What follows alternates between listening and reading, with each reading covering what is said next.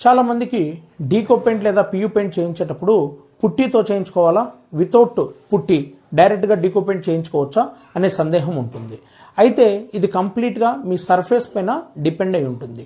మీ surface రఫ్గా ఉంటే, మీ surface ఒక ఐరన్ స్ట్రక్చర్ లేకపోతే ప్లైవుడ్ లేకపోతే ఏదైనా వుడ్, రఫ్ వుడ్ అయి ఉంటే దానిపైన డీకో పెయింటింగ్ చేయించాలంటే మనం స్మూత్ ఫినిషింగ్ తీసుకొని రావాల్సి ఉంటుంది. కాబట్టి తప్పనిసరిగా పుట్టి అప్లై చేసి ఆ తర్వాత వాటర్ పేపర్తో శాండింగ్ చేసి మనం డీకో పెయింట్ చేయాల్సి ఉంటుంది.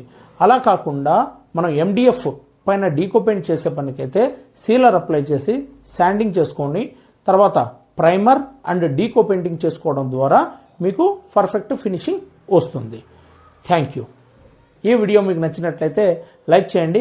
మరిన్ని ఇన్ఫర్మేటివ్ వీడియోస్ కోసం ఛానల్ని సబ్స్క్రైబ్ చేయడం మర్చిపోవద్దు.